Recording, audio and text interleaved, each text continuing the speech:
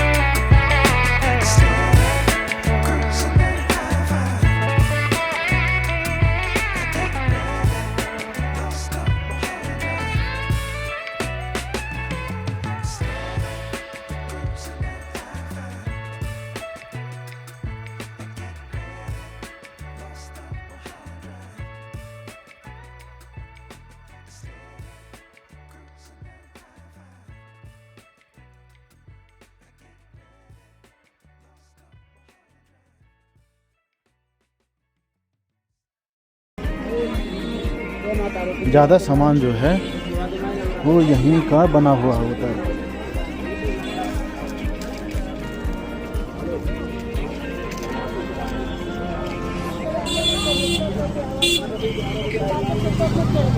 चलो शॉप को तो हम बाद में भी देख सकते हैं, अभी हम पहले दर्शन के लिए निकलते हैं।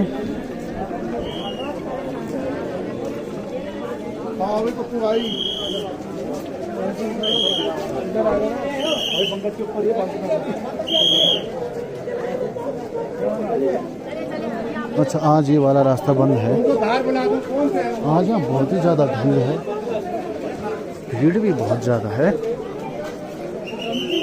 जबकि बारिश लगी हुई है फिर भी मतलब कितने ही लोग यहाँ पे आए हुए हैं।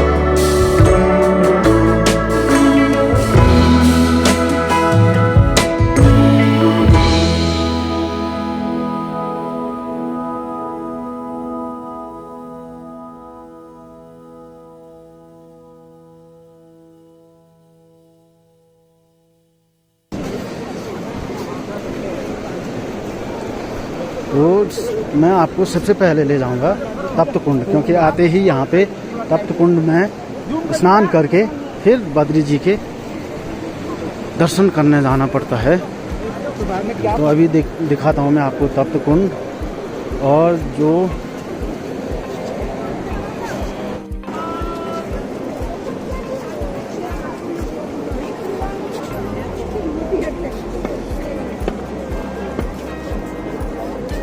यहाँ पे जूते चप्पल उतारने के लिए है, ये जूते चप्पल यहाँ पे उतार दें अपने, और यहाँ पे से प्रसाद ले जाना पड़ता है। तो तब यहाँ पे ये क्या है कि आपके जूते चप्पल संभाल के रखते हैं। और ये बद्रीनाथ धाम मंदिर में जाने का रास्ता है, लेकिन उससे पहले यहाँ पे जो है कुंड में जाने का रास्ता है। ये है तप्त कुंड है इधर।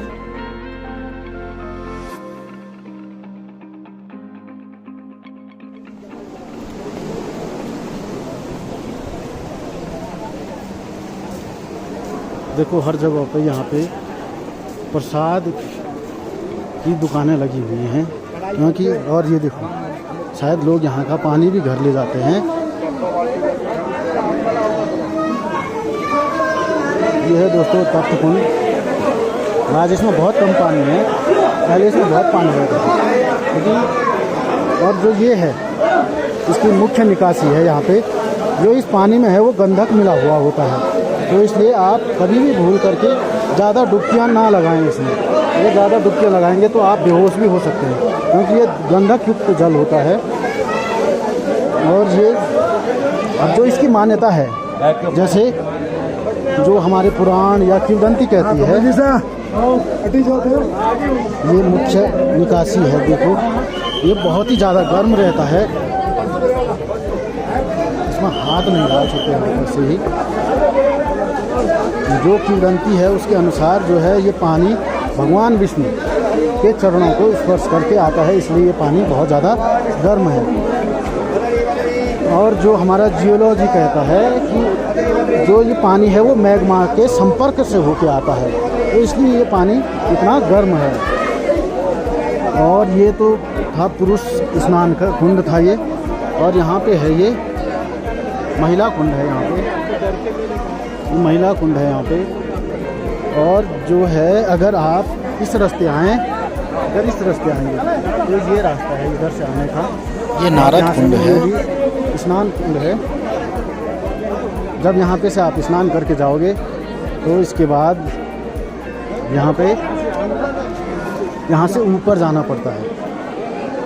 ये है यहाँ पे चंदन मंदिर है, बद्री विशाल जी की चंदन मंदिर है यहाँ पे। ये वैसे ये चंदन किसके लिए बनाई जा रही है? बद्री विशाल जी की। अच्छा, यहीं से बनती है चंदन। अच्छा,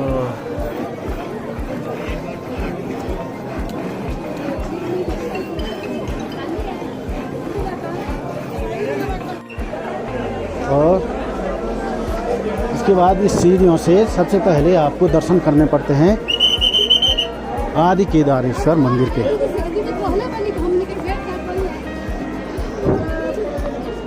क्योंकि ये पहले जो था स्थान था भगवान शिव का था, सतयुग में शिव का था ये स्थान। तो उसके बाद जो सतयुग में कुछ कारणों से भगवान शिव को यह स्थान भगवान विष्णु को देना पड़ा था, उसकी बहुत लंबी स्टोरी है। और यहाँ पर जो है आदि गुरु शंकराचार्य जी के मंदिर है। जो मंदिर में मूर्ति की स्थापना की थी वो आदि गुरु शंकराचार्य द्वारा ही 800 ईस्वी में की गई थी। उस समय उत्तराखंड में जो था कत्यूरियों का शासन था। और ये है यहाँ पे सिंहद्वार है। ये जो बद्रीनाथ धाम है वो 4 भागों में बांटा गया है, जो मंदिर है वो 4 भागों में बांटा गया है। ये सिंहद्वार देख रहे हैं आप, ये शंकु शैली में बना हुआ है, यानी मुगल शैली में बना हुआ, लेकिन जो अंदर का मंदिर है वो हिमाद्री शैली का बना हुआ है।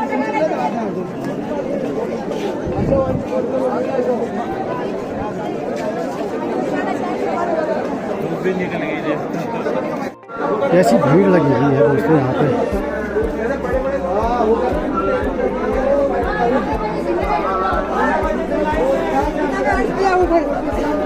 आज यहाँ पे कुछ ज़्यादा ही भीड़ है और यहाँ पे प्रशासन द्वारा जो है लोगों को बाहर निकाला जा रहा है जो अगर गलत एंटर कर रहे हैं इसमें, क्योंकि दर्शन तो सभी ने करने हैं। तो आप ऐसे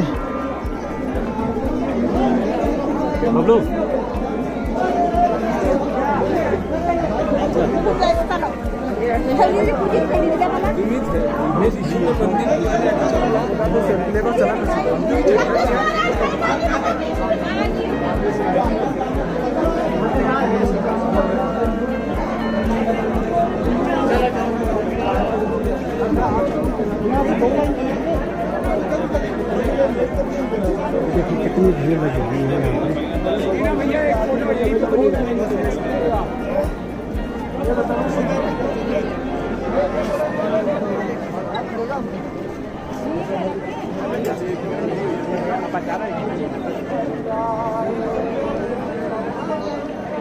जैसे कि जो बद्रीनाथ के बारे में एक श्लोक भी है, बहूनि सन्ति तीर्थानि देवी भूमो रसातले, बद्री सदृश्यम तीर्थ न भूतो न भविष्यति। मतलब कि जो पृथ्वी में बहुत सारे तीर्थ हैं, लेकिन उनमें जो सर्वोत्तम तीर्थ माना गया है वो बद्रीनाथ को माना गया है। मतलब इसके जैसा तीर्थ पूरे पृथ्वी पर दूसरा नहीं है। अर्जुन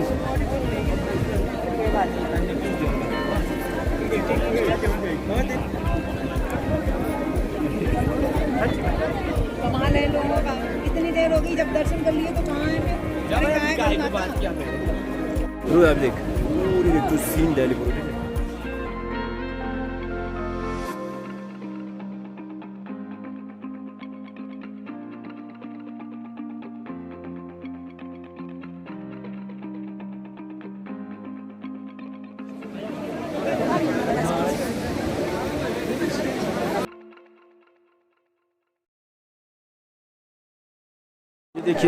ये देखिए दोस्तों इसका आर्किटेक्चर, और आर्किटेक्चर के हिसाब से अगर हम देखें तो जो मैंने पढ़ा हुआ है या बुकों में लिखा हुआ है उनके अनुसार इस मंदिर का निर्माण जो है कत्यूरी शासकों ने करवाया था।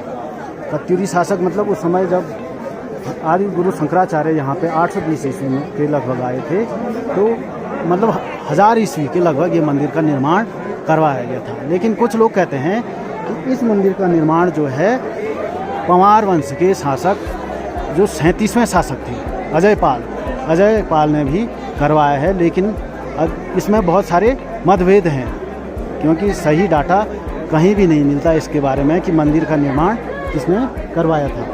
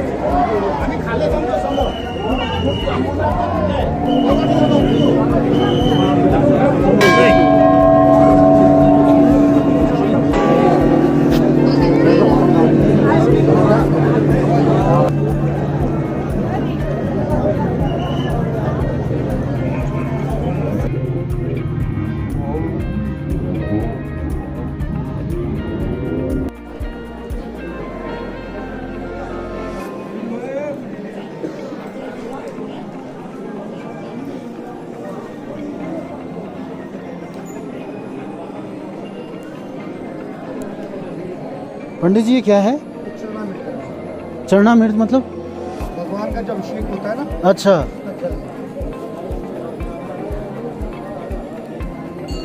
अच्छा ये यहाँ से जब बाहर आता है यहाँ से। ये है भगवान हनुमान जी का मंदिर और ये है नर नारायण मंदिर।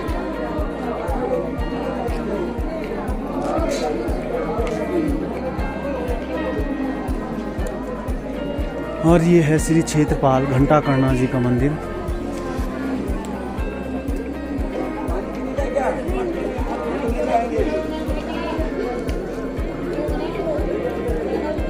और देखो जो पत्थर हैं इसमें यूज़ किए हुए हैं, देखो कितने बड़े बड़े ब्लॉक हैं जो लगभग इस मंदिर को जो है लगभग मेरे हिसाब से कितना 1000 साल, क्योंकि 800 या 1000 ईस्वी में बना हुआ था ये मंदिर, तो लगभग 1000 साल हो गए हैं इसको।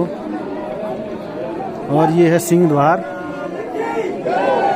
और यहाँ अंदर जो है गर्भगृह है, गर्भगृह है ये अंदर। और ये मंदिर जो है मैं बता चुका हूँ आपको कि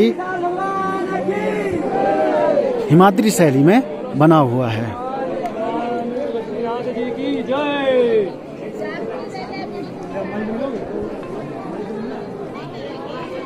ये है सिंह द्वार है ये, ठीक है।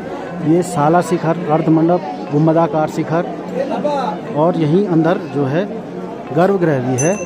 जो गर्भगृह है ये सबसे प्राचीनतम है इसमें, ये हिमाद्री शैली में बना हुआ है। जैसे जो और मंदिर देख रहे हैं, मंदिर का बाहरी आवरण है जो, ये शंकु शैली में बना हुआ है। शंकु शैली अर्थात मुगल शैली में बना हुआ है। ये सिंह द्वार हो गया, जैसे ये साला शिखर मंडप हो गया, गुंबदाकार शिखर हो गया, तो ये सब नए हैं। लेकिन जो गर्भगृह है वो सबसे पुराना है इसमें। और जो मंदिर में जो मूर्ति है वो शालिग्राम की मूर्ति है। तो इसलिए जैसे हम जो हिंदू लोग होते हैं अपने जो मंदिर होते हैं उसमें शालिग्राम पत्थर रखना शुभ मानते हैं, क्योंकि जो मंदिर की जो मुख्य मूर्ति है वो शालिग्राम से बनाई गई है। ये है दोस्तों महालक्ष्मी मंदिर, मतलब बद्री जी। महालक्ष्मी जी को संस्कृत में बद्री कहा जाता है। और जब यहाँ पे कपाट बंद होते हैं तो जो रावल हैं, रावलों को स्त्री वेश रखना पड़ता है, क्योंकि जो माता लक्ष्मी जी है उनकी मूर्ति को छूने का अधिकार किसी भी पुरुष को नहीं होता है। इसलिए जो रावल होते हैं वो स्त्री वेश धारण करते हैं, और उसके बाद माता लक्ष्मी जी की मूर्ति को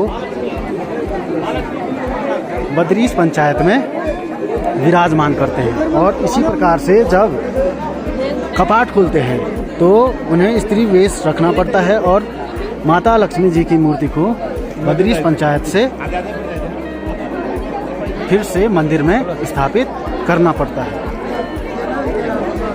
ये है दोस्तों मंदिर, मुख्य मंदिर ये है, गर्भगृह है ये समझ लो। यहाँ अंदर है मंदिर, वहाँ फोटो वीडियो किसी भी प्रकार के उस प्रकार की चीज़ों को अलाउड नहीं किया है उन्होंने, तो इसलिए वहाँ का नहीं दिखा सकते हम अंदर का। जो ये छत्र है द्विछत्र छात से बना हुआ है, ये लकड़ी का बना हुआ है। ये ऊपर का जो शिखर मंडप है इसे शिखर मंडप कहते हैं, शिखर मंडप।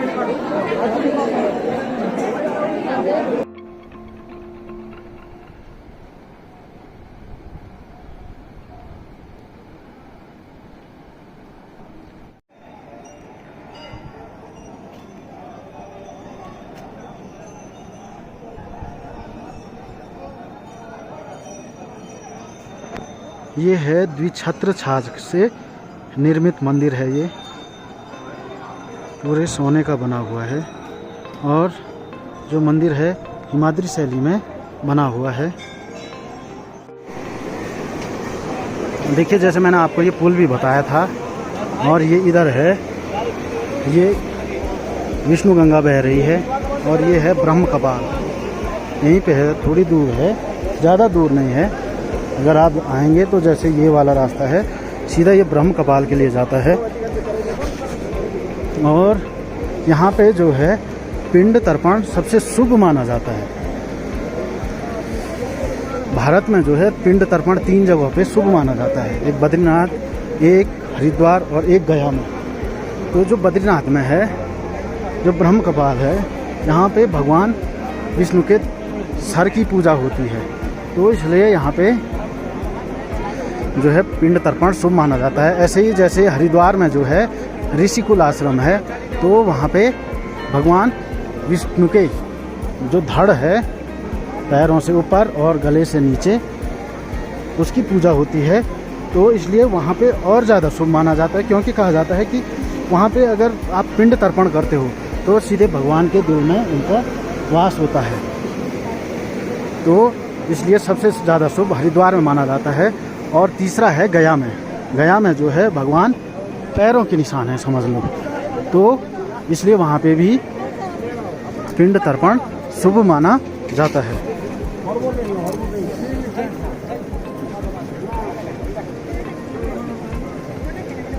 ये है दोस्तों ब्रह्म कपाल, और ये यहाँ पे पिंड तर्पण हो रहा है।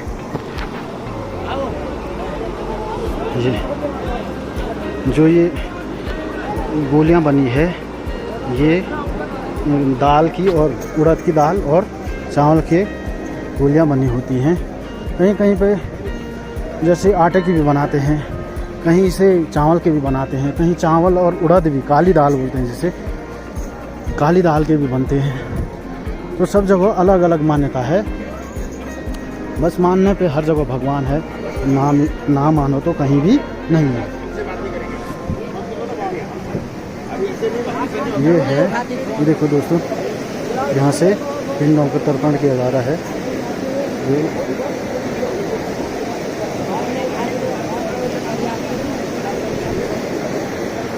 ये ब्रह्म कपाल ज़्यादा दूर नहीं है। ब्रह्म कपाल बद्रीनाथ मंदिर जी से, मंदिर से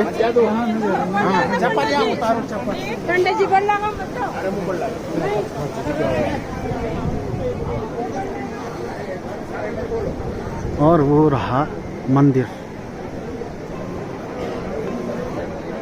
अब मैं चलता हूँ सीधे चरण पादुका की तरफ। वो ऊपर रहा चरण पादुका, वहाँ ऊपर है चरण पादुका। ये है दोस्तों दूसरा एंट्री पॉइंट है। ये अगर यहाँ से आओगे तो यहाँ इधर को जाना पड़ता है।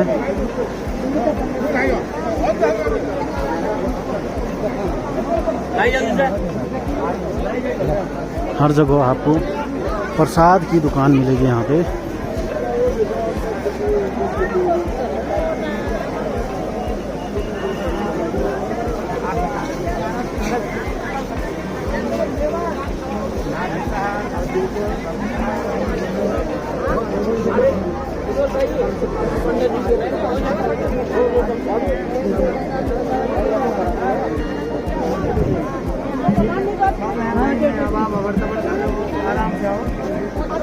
तो पहले को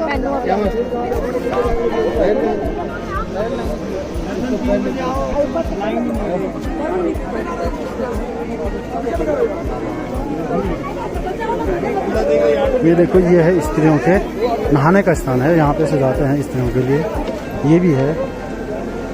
और यहाँ साबुन सुबुन बिल्कुल भी प्रयोग ना करें।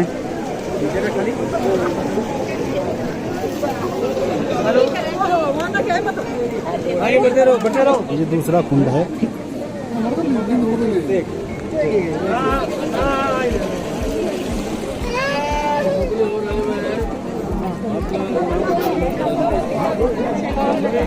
आप देख ही रहे होंगे इस बोर्ड में, ये बद्रीनाथ मंदिर को जाने का रास्ता है। और ये है चरण पादुका का रास्ता है ये। और यहाँ पे से जो है तप्त कुंड के लिए जाते हैं, यहाँ पे से नीचे। तो अब मैं जा रहा हूँ चरण पादुका बामणी गांव। ठीक है।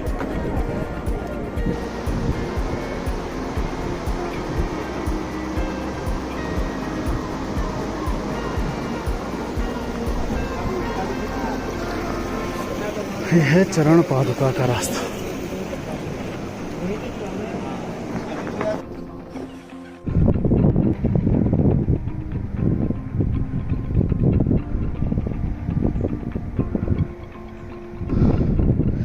ये है दोस्तों चरण पादुका जाने का रास्ता।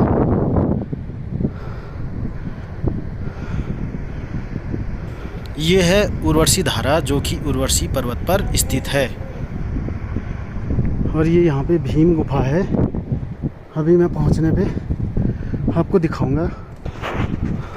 दोस्तों, जो भारत के 4 धाम हैं उनमें जो है सबसे उत्तरी उत्तर में स्थित है वो है बद्रीनाथ, जो सबसे पूर्व में स्थित है वो है जगन्नाथपुरी, और पश्चिम में है द्वारका, और दक्षिण में है रामेश्वरम। जो रामेश्वरम है वो तमिलनाडु में है, जगन्नाथपुरी उड़ीसा में है, द्वारका गुजरात में है, और बद्रीनाथ तो मैं आया ही हूँ घूमने। तो बद्रीनाथ जो है उत्तराखंड के चमोली ज़िले में है। अब जो इसकी स्टोरी है कि बद्रीनाथ की पूजा रावल ही क्यों करते हैं, तो इसके पीछे का कारण जो है, जो रावल हैं वो नंबूदरी ब्राह्मण होते हैं, और जो नंबूदरी ब्राह्मण होते हैं वो आते हैं आपके केरल से, केरल के मालाबार से आते हैं। ये क्या थे, आदि गुरु शंकराचार्य जी के वंशज हैं। नरों में इन्हें ही भगवान विष्णु की मूर्ति को छूने का अधिकार है।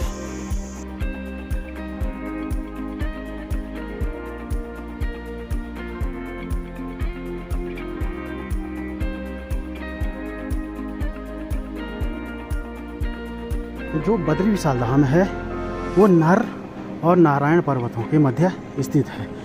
तो ये जो आप सामने देख रहे हैं ये है नर पर्वत, और इधर ये जो है नारायण पर्वत, और नारायण पर्वत पर ही बद्री विशाल जी का मंदिर है।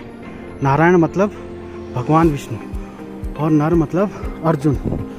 तो जब उन्होंने युद्ध किया था किससे, दुर्दम दानव से, तो नर पर्वत पर अर्जुन ने तपस्या की थी, और नारायण पर्वत पर भगवान विष्णु जी ने तपस्या की थी। और इसी नर और नारायण पर्वतों के मध्य से होकर जाती है आपकी विष्णु गंगा। और ये है ऋषि गंगा, ये नाम सुना होगा आपने ऋषि गंगा का। तो ये ऋषि गंगा है यहाँ पे, जो बद्रीनाथ में संगम होता है जिसका विष्णु गंगा से। तो दोस्तों मैं इस प्रकार से पहला जो पड़ाव है मैं इसे पूरा कर चुका हूँ। अभी मैं हूँ हनुमान गुफा पे आया हूँ, जो कि बद्रीनाथ से लगभग 1 किलोमीटर ऊंचाई पर स्थित है। और यहाँ पे जो है हनुमान जी ने तपस्या की थी, तो इसलिए इसे कहा जाता है हनुमान गुफा। यहाँ तो सब जगह ताले लगे हुए हैं।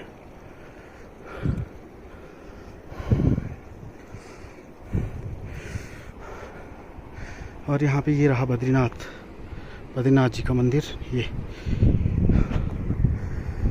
और ये रहा बद्रीनाथ नगर पालिका।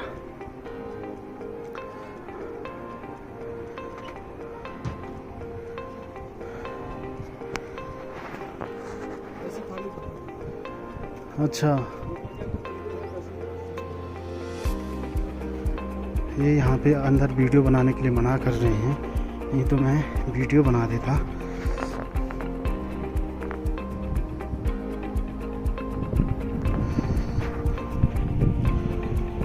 दोस्तों यहाँ पे क्या है कि एक प्राकृतिक झरना है, तो मैं सोच रहा हूँ कि आपको उसे दिखाता हुआ चलूँ। एक दिख रहा था मुझे, एक बहुत बड़ा झरना है। अच्छा, ये प्राकृतिक नहीं है, ये मैन मेड है। मैन मेड झरना है, ये इंसानों द्वारा बनाया गया है। शायद यहाँ पे जो है बिजली उत्पन्न की जाती है, इसीलिए ये झरना बनाया गया है। यहाँ से पानी को उधर डाइवर्ट किया गया है और तब उससे बिजली का उत्पादन किया जाता है। दोस्तों मैं अभी जो हूँ लगभग 3500 मीटर की ऊंचाई पे हूँ। यहाँ पे ठंड भी बहुत ज़्यादा है और ऑक्सीजन की भी बहुत प्रॉब्लम है। ये जो स्थान है समुद्र तल से 3500 मीटर की ऊंचाई पर है। ये है ना रास्ता, और मैं जा रहा हूँ बाटे के अबाटे। लटवाली में कहते हैं बाटा अबाटा। तो मैं गलत रास्ते पे जा रहा हूँ।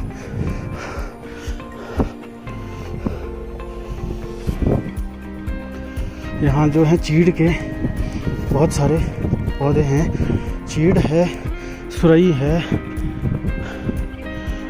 यहाँ इतनी हाइट में चीड़ कैसे हो गया? ये शायद चीड़ नहीं है ये, क्योंकि जो आमतौर पर है चीड़ जो है 1500 मीटर पे पाया जाता है।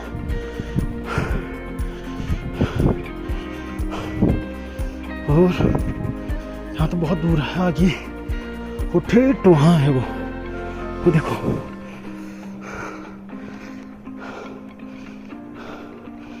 बहुत दूर है चरण पादुका।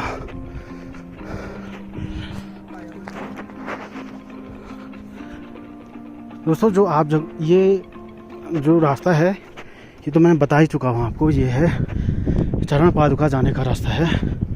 और ये जो देख रहे हैं आप ये ऐसे यू आकार, तो ये है यू आकार की घाटी जो कि बर्फ़ द्वारा बनती है, बर्फ़ के इरोजन से, मतलब काट काट के बनाया जाता है ये यू आकार की घाटी।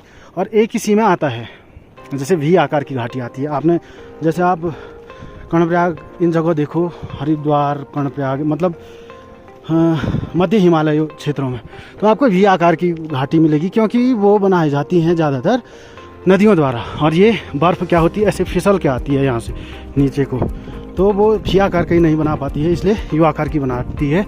और ये जो घाटी देख रहे हैं आप, ये लटकती घाटी है। ये लगभग 90 और 80 डिग्री के बीच होगी ये लटकती घाटी।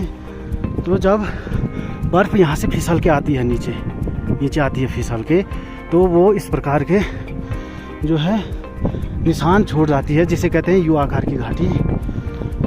और इससे प्रतीत होता है मतलब यहाँ पे कभी बर्फ़ रही होगी। तो अब जो है ग्लोबल वार्मिंग चल रही है वर्तमान समय में, तो इसलिए क्या है कि जो बर्फ़ है, स्नो लाइन है, वो पीछे हटती जा रही है।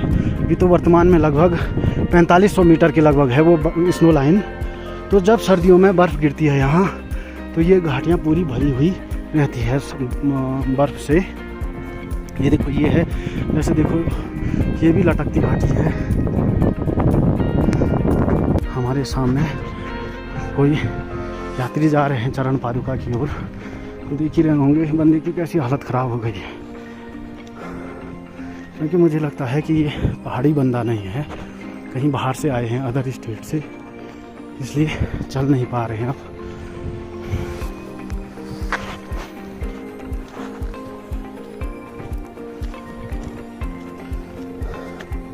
चलो उनसे परिचय करते हैं कि कहाँ से आए हैं, क्या है।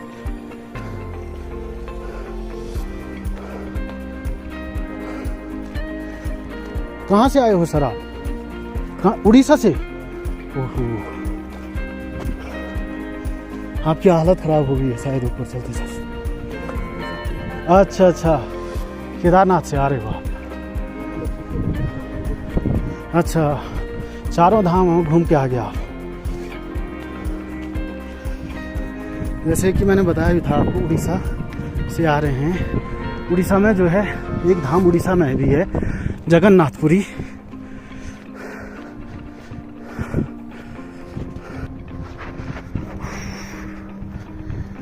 इसकी जो हाइट है लगभग 3400 या 3500 मीटर है समुद्र तल से। और यहाँ पे जो पेड़ हैं देख रहे होंगे आप, ये देवदार के पेड़ हैं। और देवदार के पेड़ के साथ इसे कंडारा कहते हैं, कंडारा गढ़वाली में ये कंडारे के पेड़ हैं। और ये तो आप जानते ही होंगे, इसे किलमोड़ कहते हैं, किलमोड़।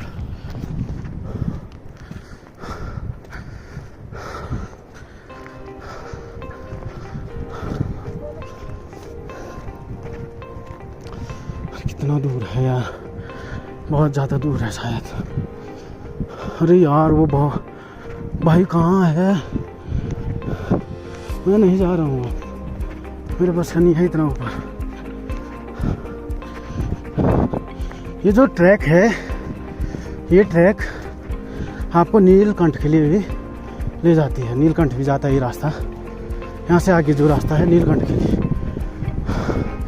और अब हम अपने गंतव्य पे पहुँच चुके हैं, चरण पादुका में।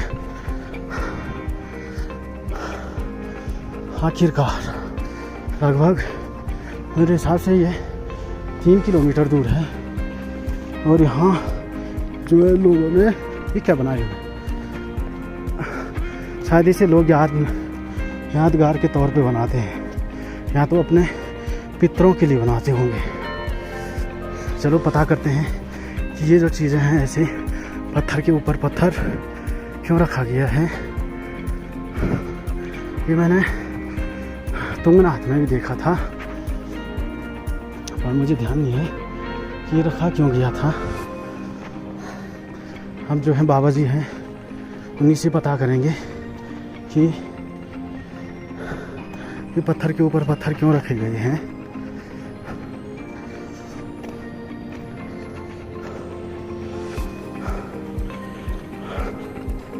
चरण पादुका। और ये आगे जो रास्ता है ये नीलकंठ के लिए जाता है।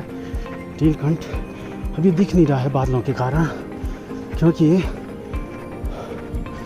ऊपर बारिश आ रही होगी, और अभी थोड़ी देर पहले बद्रीनाथ में बारिश थी, तो ऊपर आपको दिखाना मुश्किल है नीलकंठ। अभी हम चरण पादुका की सैर कराते हैं आपको, चरण पादुका के दर्शन करवाते हैं आपको। और ये मेरे को लग रहा है यहीं पे है, चलो देखते हैं।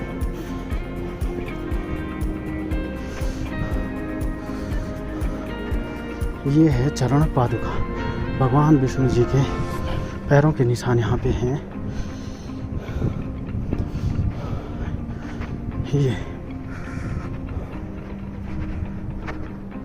देखो दोस्तों, और एक ये निशान, एक ये निशान।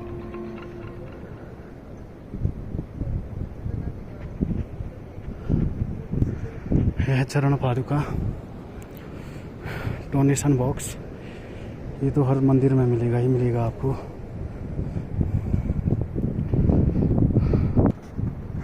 ये है चरण पादुका, और यहाँ से आप परिक्रमा करते हुए जाना है इधर की तरफ।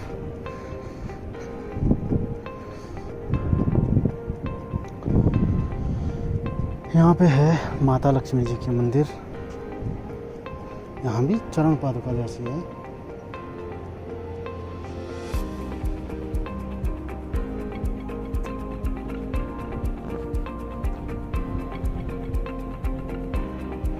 ये देखो दोस्तों कैसे टूटा हुआ है ये पत्थर, दोनों चिपके हुए होंगे आपस में, लेकिन बर्फ के कारण चटक चुके हैं ठंड के कारण।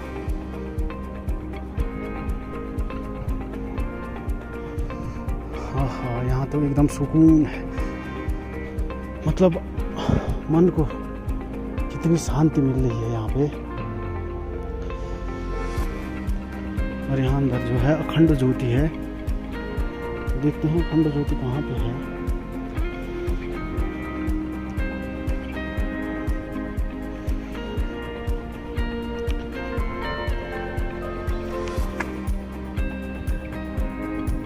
यहाँ अंदर जो है अखंड ज्योति है।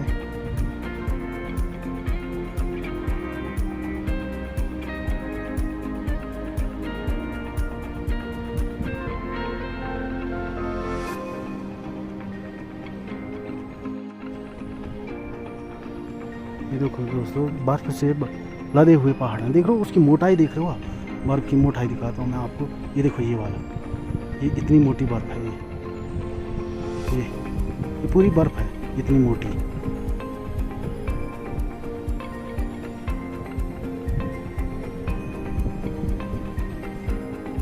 दोस्तों ये है आने का रास्ता, ये जहाँ गाड़ियाँ देख रहे होंगे आप, फिर यहाँ से आना है वहाँ पे, ठीक, वहाँ से ये पुल है, पुल से ये बद्रीनाथ जी के दर्शन होंगे आपको। फिर अगर आप चरण पादुका आना चाहो तो चरण पादुका के लिए ये है रास्ता, और वहीं पे ब्रह्म कपाल है, फिर वापस जाना है। और जो ये रास्ता देख रहे हैं आप उधर के लिए, ये है माणा गांव के लिए, ठीक है। और मुझे लगता है इतना काफ़ी है आज के लिए। देखो ये देखो, ये बर्फ़ देखो कितनी मोटी बर्फ़ है, देख रहे हो, ये बर्फ़ है, ये पूरी एक लेयर है ये बर्फ़ की, और वो टूटती रहती है और बहुत आवाज़ करती रहती है ऊपर से। ले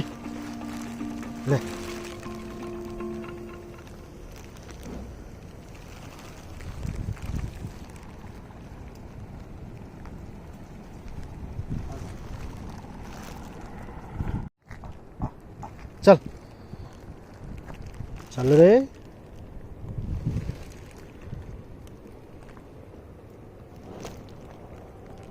चल फिर आओ चल चल देर हो चल घंटी कहाँ गई है तेरी? घंटी घंटी नहीं टंग टंग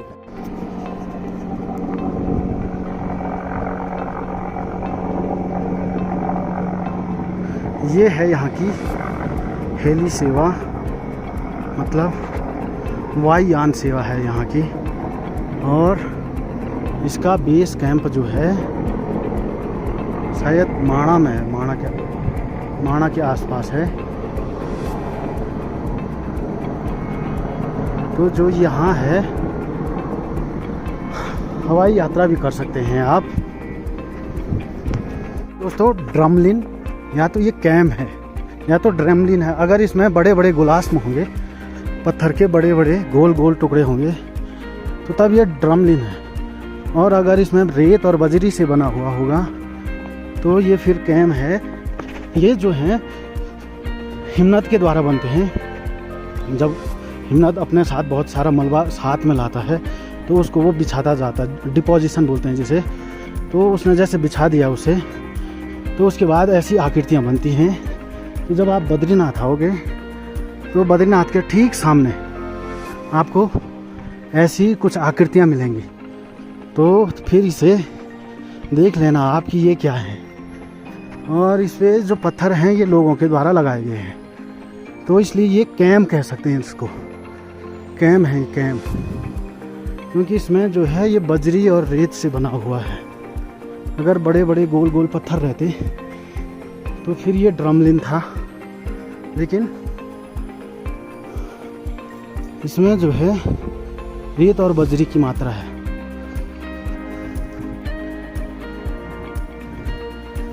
हाँ, रेत और बजरी। खैर ये तो पुराना होगा ना, क्योंकि इसके ऊपर से ये ढक भी चुका होगा। तो ये जो बद्रीनाथ है इसके ठीक पीछे है ये देखो, ये है कैम। छोटे छोटे पर्वत जैसे बने हुए हैं ये, छोटी छोटी श्रृंखलाएं। तो मैं बता चुका हूँ आपको, ये हिमनद द्वारा बनते हैं। जैसे आपने देखा होगा ना, नदी अपने साथ बहुत सारा रेत लाती है और उसको अपने किनारों पे बिछा देती है। तो वो तो वेदिका जैसी बन गई समझ लो, या संप्राय मैदान बन गया हो। तो ऐसे ही ये भी क्या करता है, बर्फ़ जब अपने साथ लाती है इसे, तो ये इस प्रकार की आकृतियाँ बनती हैं। तो इसे कैम कहते हैं, कैम। ड्रमलिन नहीं है ये। ड्रमलिन बड़े बड़े पत्थरों के गुलास्मों को कहते हैं, अगर इसमें बड़े बड़े पत्थर होते तब। और जब आप वहाँ ठीक पुल सामने है, पुल से साफ दिखाई देगा आपको, या उस रास्ते से साफ दिखाई देगा ये इधर, तो समझ लेना कि ये क्या चीज़ है।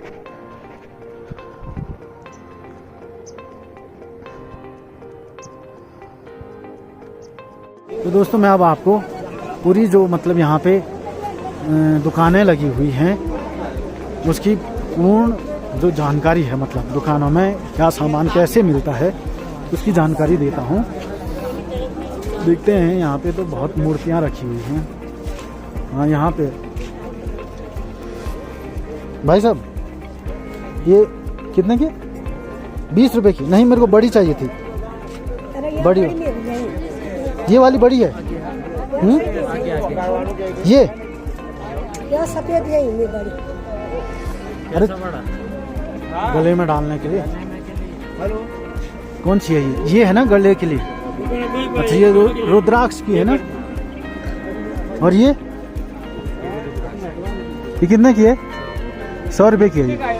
और ये वाली ये वाली वो 150 की, और ये 100 रुपए की क्यों? ये 54 दाने की आती है और 108 दाने की। अच्छा ये 54 दाने की है और ये 108 दाने की है। ये मंथन हुआ। अच्छा ठीक ठीक ठीक। 150 की यार, बहुत बोल रहे हो आप। 150 रुपये। चलो आगे देखते हैं, आ जाओ।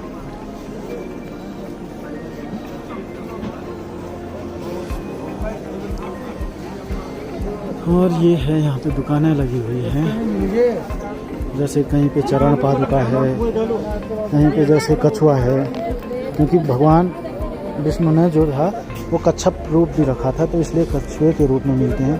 और ये हैं चरण पादुकाएँ, और ये है 108 दाने की माला है। वैसे कितने की है ये 108 वाली? कितने की है ये? 200 रुपये।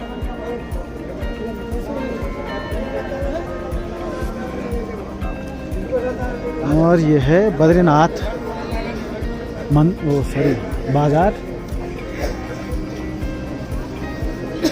देखते हैं अगर सही मिल जाएगी तो। ये तो बहुत महंगी बोल रहे हैं, क्योंकि मुझे पता है ये 100 रुपये में भी मिल जाती है।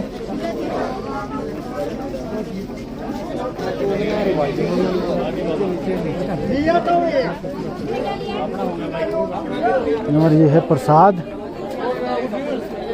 यहाँ पे से भी आप प्रसाद खरीद सकते हैं। भाई साहब एक पैकेट कितने का है ये? भाई साहब हेलो सर जी, हेलो सर, ये एक पैकेट कितने का? 100 रुपये का। तो इसलिए आप जैसे प्रसाद ले रहे हैं तो बॉक्स वाला ना ही लें तो अच्छा है, क्योंकि ये तो 100 रुपये का मिल रहा है वैसे भी, और जो बॉक्स का है वो 200 रुपये का मिलेगा आप। और ये है पहाड़ी टोपी, ये सब यहाँ पे हाथ से बनाए गए हैं।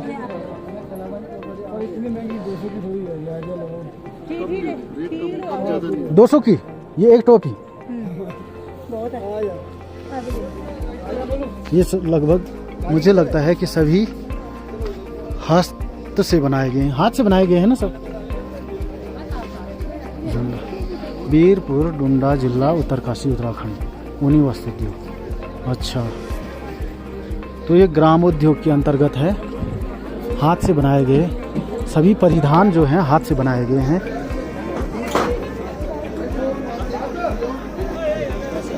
और यहाँ पे जो है पकोड़े, ब्रेड पकोड़े, जलेबी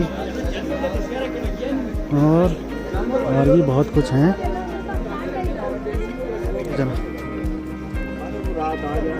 भाई साहब ये रुद्राक्ष कितने की माला है? 150। और कितना है इसमें? 108। और ये बारीक वाली? हाँ सेम प्राइस है। यहाँ रेट चेंज हो जाएगी। ये 200 रुपये की आएगी, हाँ 250 की आएगी, उसके बाद 350 की है, फिर 400। अच्छा, बारीक होती चली। अच्छा जो बारीक होती चली जाएगी वो महंगी होती। अच्छा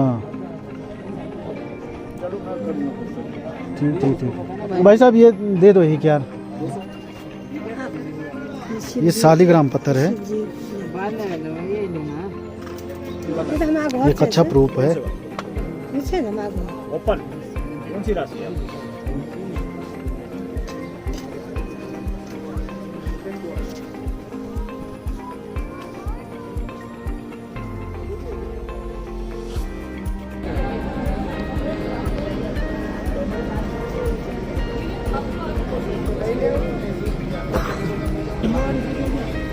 यहाँ पे जो हैं जैसे जो जितने भी शॉप हैं सब में आपको ज़्यादातर जो है बद्री विशाल जी के संबंधित जो भी वस्तु हैं वही दिखाई देंगी।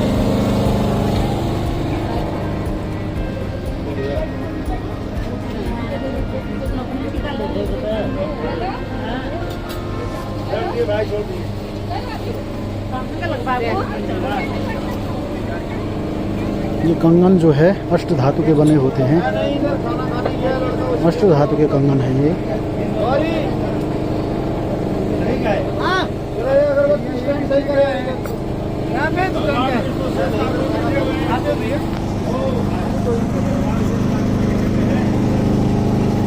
भाई साहब ये क्या है? दाना है। अच्छा रुद्राक्ष का दाना है। 350। अच्छा ये रुद्राक्ष के दाने हैं, इससे रुद्राक्ष बनता है।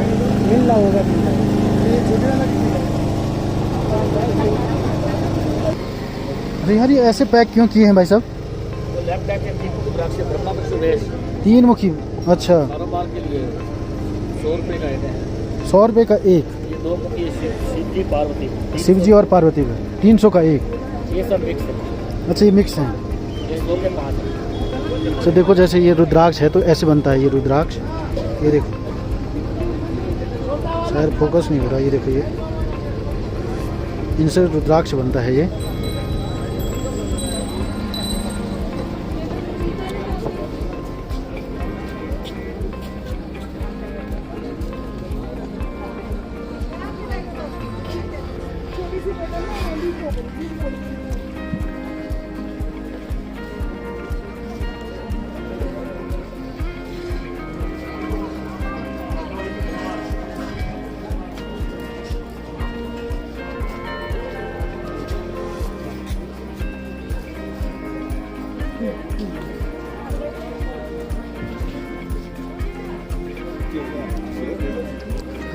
आइए चलते हैं घर की तरफ चलते हैं। अब यहाँ पे जो है कुछ शॉप लगी हुई है।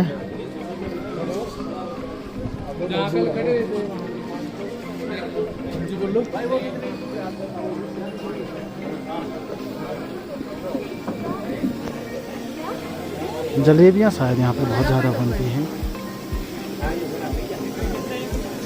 और मटके की चाय है। काट दियो।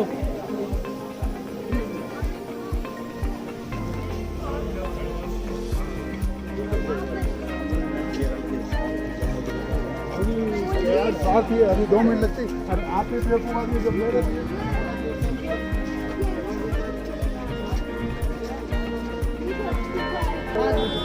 ये जो है ये पंचमुखी रुद्राक्ष है। ये है पंचमुखी रुद्राक्ष। ये भी सब जितना बारीक होते जा रहे हैं उतना महंगे बता रहे हैं। ये मतलब मोटी वाली जो है वो सस्ती आती है।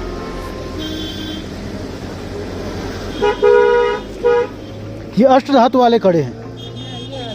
कौन सा ये अच्छा ये है अष्ट धातु के कड़े। कितने का बच्चों ये 30 रुपए का। मेरे हाथ में थोड़ा आएगा ये फिट। हम तो रख दो इसे भाई साहब एक।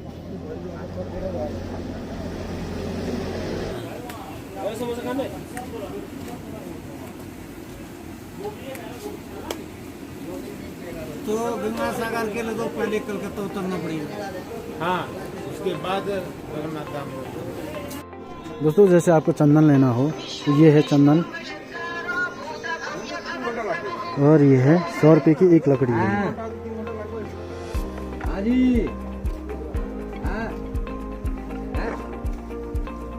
ये 2 मुखी रुद्राक्ष है ना। ये है 2 मुखी रुद्राक्ष यही है ज्यादा खबर। और ये भी 2 मुखी रुद्राक्ष है। पता नहीं क्यों नहीं लग रहा होगा। भाई साहब एक बात बताओ ना, ये जो रुद्राक्ष के ये जो है ना ये होते कहाँ हैं? नेपाल में है। अच्छा यहाँ नहीं होते। अच्छा ठीक है।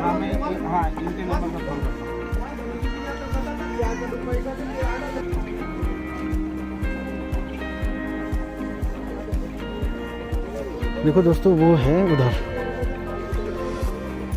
वो रहा आपका चरण पादुका जाने का रास्ता।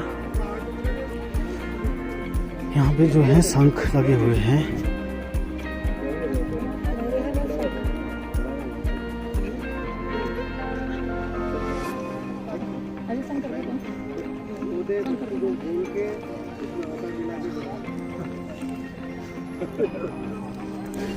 यहाँ पे दोस्तों जो है कचौड़ी लगी हुई है। देखते हैं पूछते हैं इनको कचौड़ी के बारे में।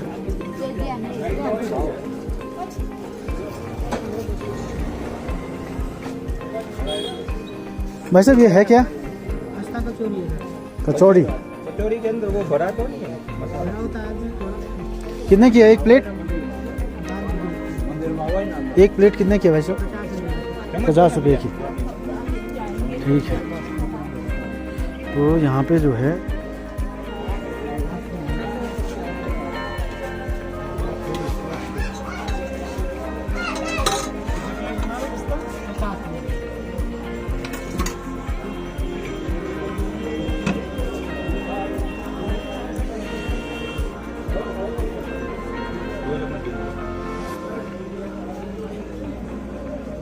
अब कचौड़ी में क्या क्या डालते हैं हम आपको ये भी बता देंगे। बस अब बताते भी जाना क्या क्या है। ये कचौड़ी है। हाँ और आलू की सब्जी है। आलू की सब्जी और ये हरी पुदीने की चटनी है। हरी पुदीने चटनी है। और ये है इमली की चटनी है। ये मसाला है। मसाला और ये फ्राइड मिर्च है। और इसमें डाल दिया ये फ्राइड मिर्च। हाँ देखिए मुखाओ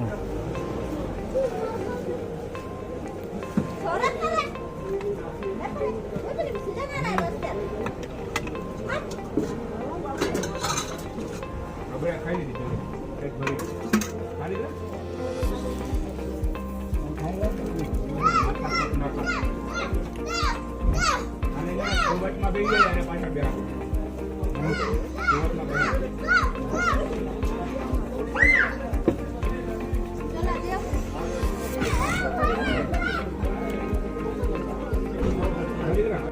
है दोस्तों बद्रीनाथ बस अड्डा।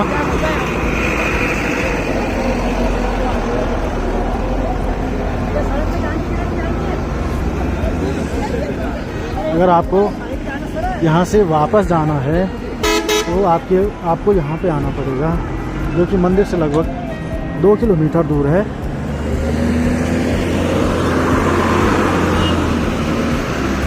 आपको जिस प्रकार की भी गाड़ी चाहिए यहाँ पे, चाहे वो बस है, चाहे वो टाटा सूमो है, चाहे वो बुकिंग गाड़ी चाहिए आपको, वो सब यहाँ पे मिल जाएगी आपको।